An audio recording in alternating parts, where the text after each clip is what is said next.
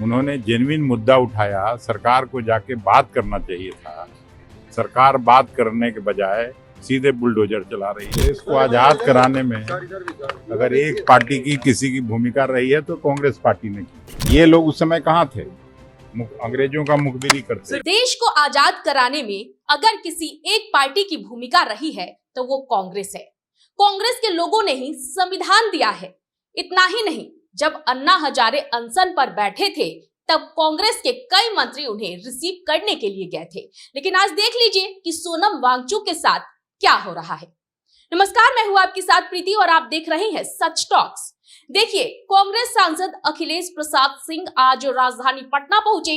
जब उन्होंने पत्रकारों से बातचीत की और पत्रकारों ने जब उनसे कई मुद्दों को लेकर सवाल पूछा, खासकर जालंधर में प्रधानमंत्री नरेंद्र मोदी के द्वारा कांग्रेस पर किए गए टिप्पणी पर सवाल पूछा गया, तो उन्होंने कहा कि भले ही प्रधानमंत्री नरेंद्र मोदी कहते हो कि कांग्रेस ने कुछ नहीं किया, लेकिन ऐसा है तो आप जान लीजिए कि अगर देश को आजाद कराने में किसी एक पार्टी की भूमिका रही है तो वो कांग्रेस ही है। देखिए, कांग्रेस सांसद अखिलेश प्रसाद सिंह ने मीडिया से बातचीत करते हुए क्या कुछ कहा है। अब इस देश में संविधान नाम की कोई चीज नहीं रह गई।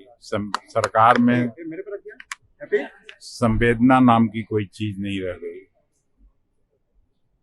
तो इस पे फिर कोई क्या कर सकता है?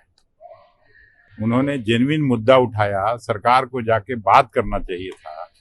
सरकार बात करने के बजाय सीधे बुलडोजर चला रही है, तो इसका तो मतलब नहीं। कांग्रेस ने भी अन्ना हजारे का अनशन करवाया था। प्रधानमंत्री कह रहे हैं कांग्रेस में भी अन्ना हजारे का कागज करवाया था। मेरे भाई अन्ना हजारे साहब वहीं ये किए, पूरा उनको रिसीव करने चले गए थे सब मंत्री उस सरकार के। सर,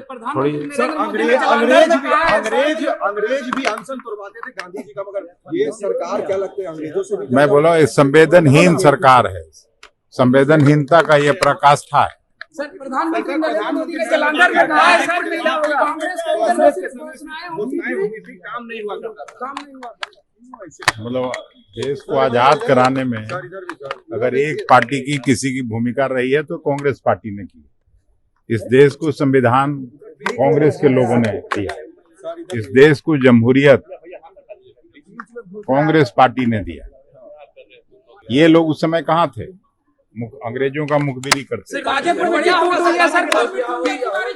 आरजेडी में का बात हम क्या बोलेंगे? आरजेडी के लोगों से जाके पूछिए। मैं तो कांग्रेस पार्टी में काम करता हूं। गठबंधन दल के नाते सर बीजेपी नेता नहीं, तेजस्वी नेता लालू जी बुला के बात कर लेंगे, मृत्युंजय तिवारी मान जाएंगे।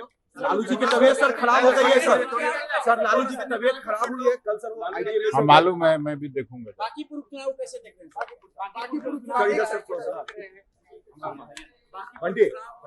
तब चुनाव को लेके क्या कहेंगे? महागठबंधन को परिवर्तन के लिए वोट करना चाहिए, महागठबंधन को वोट देना चाहिए। तो आपने सुना कि किस तरह से चाहे कांग्रेस को लेकर के हो, उसके बाद सोनम वांगचुक को लेकर के हो, और इसके साथ साथ उन्होंने लालू प्रसाद यादव की बिगड़ी तबियत को लेकर भी कहा है। मीडिया से बातचीत करते हुए कहा है कि लालू प्रसाद यादव की तबियत खराब है और वो उनसे मिलने भी जाएंगे। वहीं उन्होंने मृत्युंजय तिवारी, जो कि राजद के एक मुख्य प्रवक्ता थे, उनके इस्तीफे पर भी बात करते हुए कहा है कि लालू प्रसाद यादव उनसे जरूर बात करेंगे। हालांकि अब देखना यह होगा कि कांग्रेस जिस तरह से अपने मुद्दों को मीडिया के सामने रखती हुई नजर आ रही है, क्या बांकीपुर विधानसभा उपचुनाव में राजद की जो कैंडिडेट है उसके साथ भी सभी पार्टियां जो कि इंडिया गठबंधन की है वो खड़ी नजर आती है या नहीं? देखते रहे सच टॉक्स।